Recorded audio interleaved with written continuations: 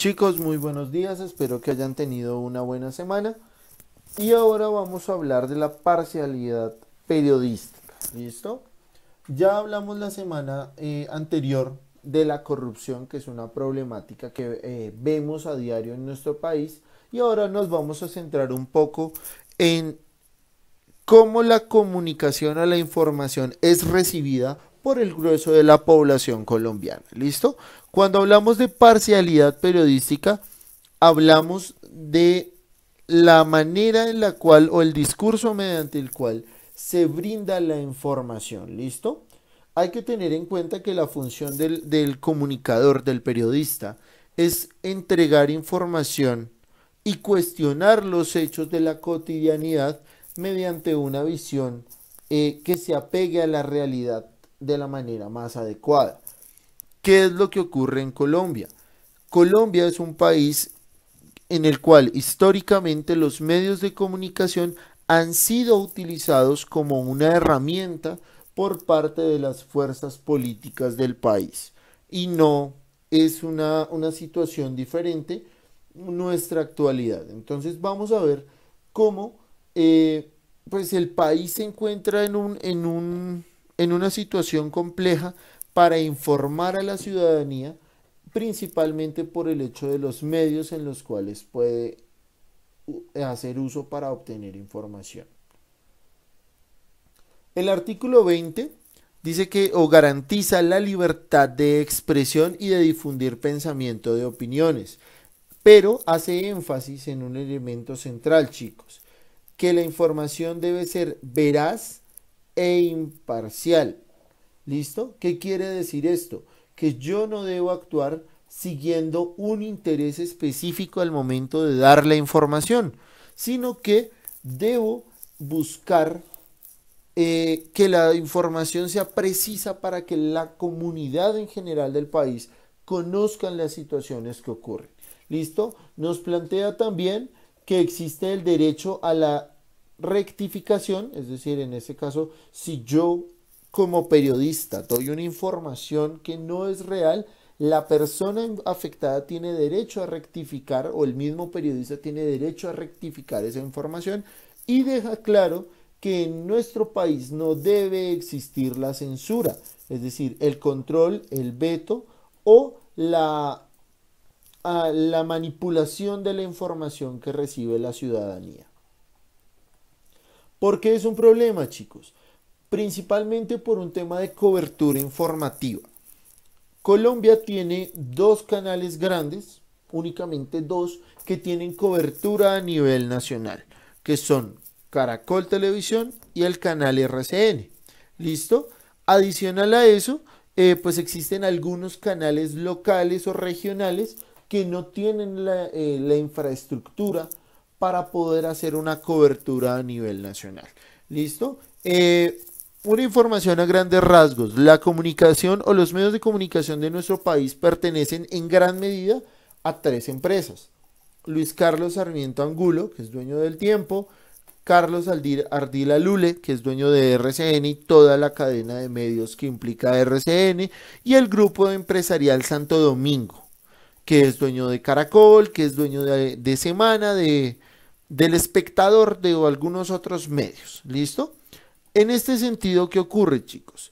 Que si las tres cabezas principales de la economía del país manejan más del 60% de los medios de comunicación que tiene el país, obviamente vamos a ver una segmentación en la manera en la cual podemos interpretar las noticias, porque estas noticias ya no van a venir con un objetivo de informar, sino generar una construcción social. ¿Listo? Tienen un objetivo, ya sea de mercadeo, ya sea de posicionamiento o un fin político de acuerdo a los intereses pues, de estas cabezas económicas. En este sentido, pues vamos a ver que hay una limitación de fuentes. Si la gente solo puede basarse en dos versiones de la historia, es muy complejo realizar una visión completa del panorama. Ustedes, que son, digamos, ávidos consumidores de Internet, tienen la posibilidad de leer de diferentes fuentes. ¿Qué pasa? Mucha gente, así sea por internet, solo lee Noticias Caracol, Semana, El Tiempo. No sale de ese esquema porque sabe que la noticia está ahí. ¿Cuáles son los dos periódicos más fuertes? Espectador y El Tiempo, porque ya tienen una contundencia histórica que permite entender cómo funciona esa manera de acceder a lo que sucede, de enterarse de lo que sucede. ¿Listo? Existe un proyecto de ley que fue habilitado o está en proceso en estos momentos, que tiene como objetivo regular el uso de redes sociales. ¿Listo? Entonces dice que para evitar la injuria, la calumnia y los memes las imágenes gráficas o satíricas malintencionadas.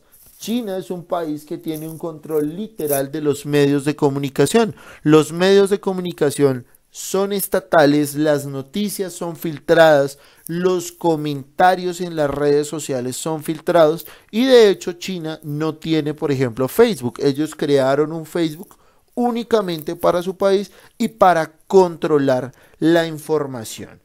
¿Listo? Esta iniciativa la inició Jorge Eliezer Salazar del partido de la U y él la nombra o la titula Salud en las redes sociales. Entonces considera que toda la información que se genera en redes sociales contamina o daña el funcionamiento del Estado y digamos la estructura social que tiene el país, por lo cual dice debe existir toda una línea de investigación en la cual usted evite o restrinja cualquier cosa que dañe a las instituciones del país. Es decir, que este proyecto no busca proteger la verdad.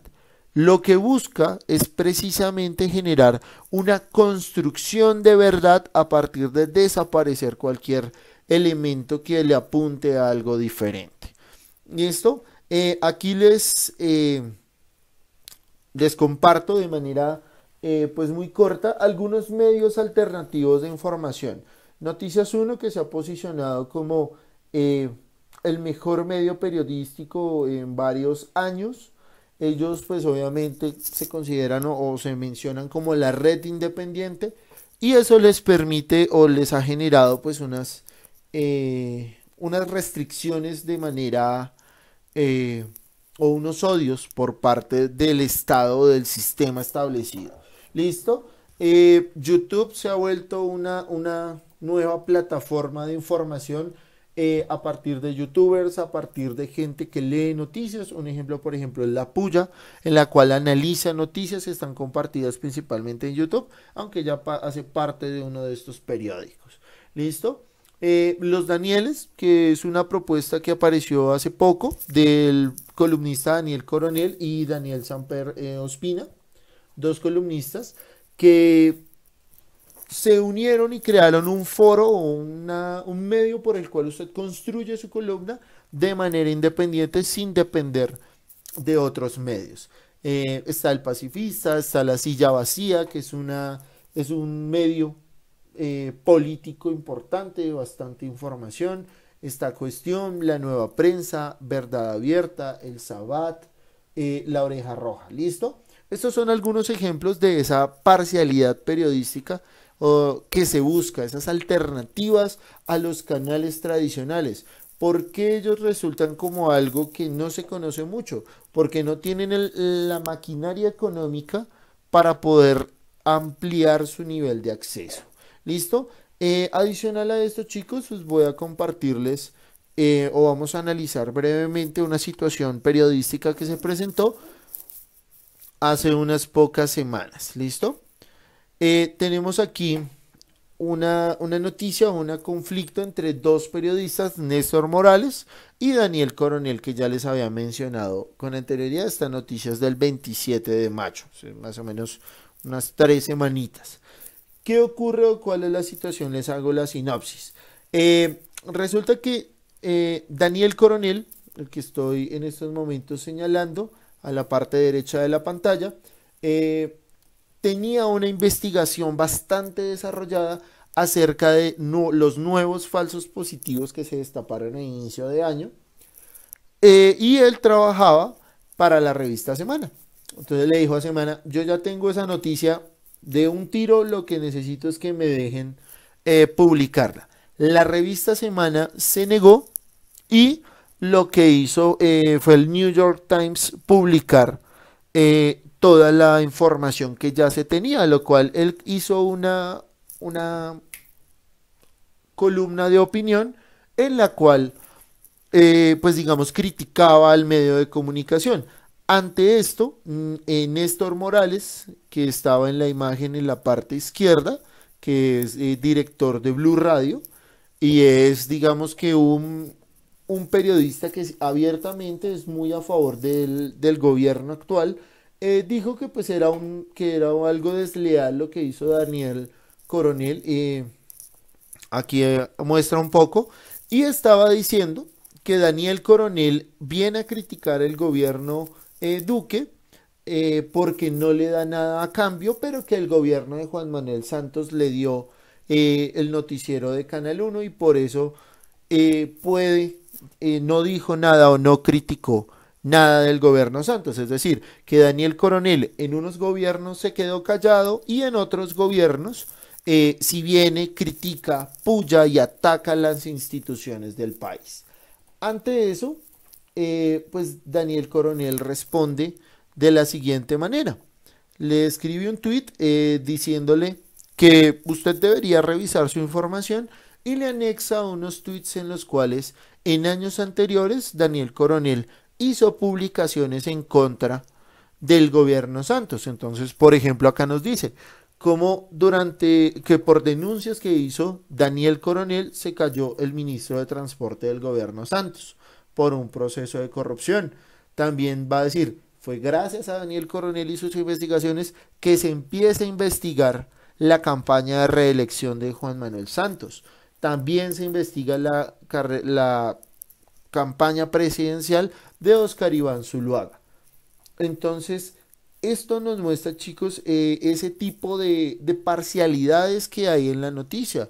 Y ustedes lo van a encontrar en los medios tradicionales, como los periodistas salen a defender el gobierno actual o las políticas de la ideología política actual, y cualquiera que ataque ese modelo de sociedad, ese modelo político, tiene que ser silenciado, porque genera una situación compleja para esos jefes en el poder. ¿Listo?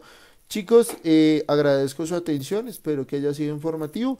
Queda anexa las diapositivas para que puedan utilizarlas y queda adjunto a este video de la actividad. Que estén muy bien, muchachos.